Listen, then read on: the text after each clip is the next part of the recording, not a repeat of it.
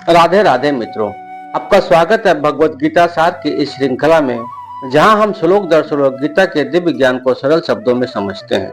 आज इस श्रृंखला के एपिसोड 6 में हम अध्याय 1 अर्जुन प्रसाद योग श्लोक 42 से श्लोक 46 का मंथन करेंगे, जहां अर्जुन के भीतर का वैराग्य, करुणा और मानसिक संघर्ष अपने चरम पर पहुंचता है, जो हमें जीवन, कर्म और आत्मा की गहराइयों से परिचित कराते हैं। आइए मन को शांत कर इस दिव्य संदेश से जुड़ते हैं।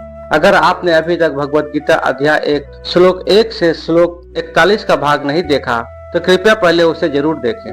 वहाँ अर्जुन के मन में उठ रहे सवाल, करुणा और युद्ध के प्रतिद्वंद का विस्तार से वर्णन किया गया है। अब आगे बढ़ते हैं श्लोक 42 से श्लोक 46 तक, जहाँ अर्जुन अपने तर्कों से धर्म युद्ध को अधर्म मानने लगता है। वह सोचता है कि अपने ही बंधु बांधवों का वध करना पाप नहीं होगा।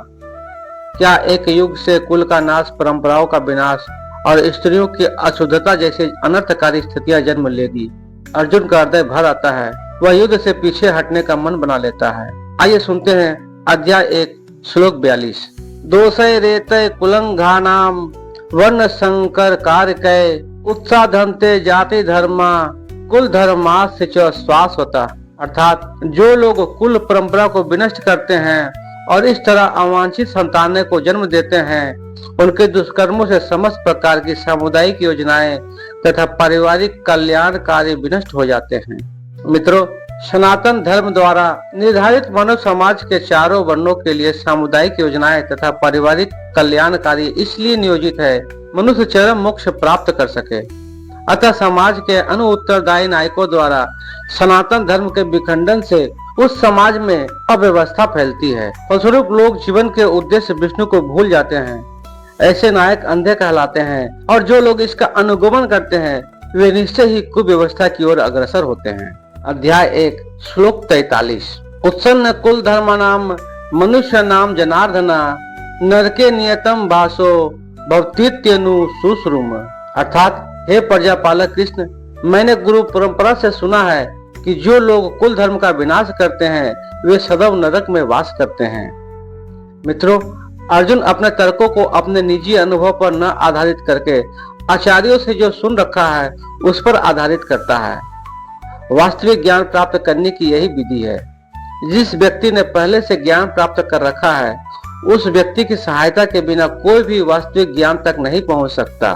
सनातन धर्म की एक पद्धति के अनुसार मृत्यु के पूर्व मनुष्य को पाप कर्मों के लिए प्रायश्चित करना होता है। जो पापात्मा है उसे इस विधि का अवश्य उपयोग करना चाहिए। ऐसा किए बिना मनुष्य निश्चित रूप से नरक भेजा जाएगा, जहां उसे अपने पाप कर्मों के लिए कष्टमय जीवन बिताना होगा। अध्याय 1 श्लोक 44। अहो बत महत पापम कर्तुम व्यवसिता व्यम यद राज्य सुख लोभेण हंतु स्वजन मुद्दता। अर्थात ओह, कितने आश्चर्य की बात है कि हम सब जघन्य पाप करने के लिए उद्यत हो रहे हैं। राज्य सुख भोगने की इच्छा से प्रेरित होकर हम अपने ही संबंधियों को मारने पर तुले हैं। मित्रों, स्वार्थ के वशीभूत होकर मनुष्य अपने सगे भाई, बाप या माँ के वध जैसे पाप कर्मों में प्रवृत्त हो सकता है। विश्व के इतिहास में ऐसे अनेक उदाहरण मिलते हैं, किंतु भगवान का साधु भक्त होने के कारण अर्जुन सदाचार के प्रति जागरूक है, अतः वह ऐसे कार्यों से बचने का प्रयत्न करता है। अध्याय 1 श्लोक 45। यदि माम प्रतिकारम शस्त्रम शस्त्र पानया धात्र राष्ट्रारणे हन्युस्तन में क्षेम तरम भवेत। अर्थात यदि शस्त्रधारी धृतराष्ट्र के पुत्र मुझ निहत्थे तथा रणभूमि में प्रतिरोध न करने वाले को मारे तो यह मेरे लिए श्रेयस्कर होगा। मित्रों, क्षत्रियों के युद्ध नियमों के अनुसार ऐसी प्रथा है कि निहत्थे तथा विमुख शत्रु पर आक्रमण न किया जाए, किंतु अर्जुन ने निश्चय किया कि शत्रु भले ही इस विषम अवस्था में उस पर आक्रमण कर दे, किंतु वह युद्ध नहीं करेगा। उसने इस पर विचार नहीं किया कि दूसरा दल युद्ध के लिए कितना उद्धत है। इन सब लक्षणों का कारण उसकी दयार्द्रता है, जो भगवान के महान भक्त होने के कारण उत्पन्न हुई है। अध्याय 1 श्लोक 46।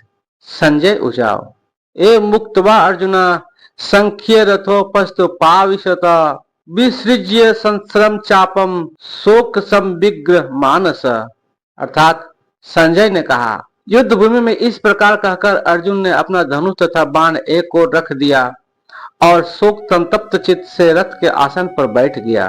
मित्रों, अपने शत्रु की स्थिति का अवलोकन करते समय अर्जुन रथ पर खड़ा हो गया था, किंतु वह शोक में इतना संतप्त हो उठा था कि अपना धनुष बाण एक ओर रखकर रथ के आसन पर पुनः बैठ गया। ऐसा दयालु तथा कोमल हृदय व्यक्ति जो भगवान की सेवा में रत हो, आत्मज्ञान प्राप्त करने के योग्य है। मित्रों, इस प्रकार भगवत गीता के प्रथम अध्याय कुरुक्षेत्र के युद्ध स्थल में सैन्य निरीक्षण का भक्ति वेदांत तात्पर्य पूर्ण हुआ। मित्रों, आपने भी भगवत गीता के प्रथम अध्याय कृष्ण विषाद योग का सार सुना। यदि इस ज्ञान ने आपके मन को स्पर्श किया हो तो कृपया इस वीडियो को लाइक करें और इसे उन लोगों तक पहुंचाएं जिन्हें इस ज्ञान की आवश्यकता है। भगवत गीता के ज्ञान को जन जन तक पहुंचाना हमारा प्रयास है।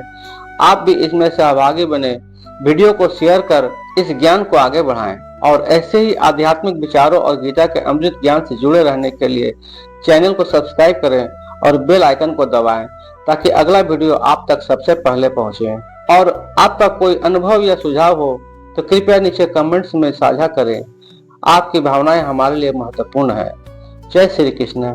बहुत जल्द मिलते हैं अगले वीडियो में। तब तक के लिए राधे राधे।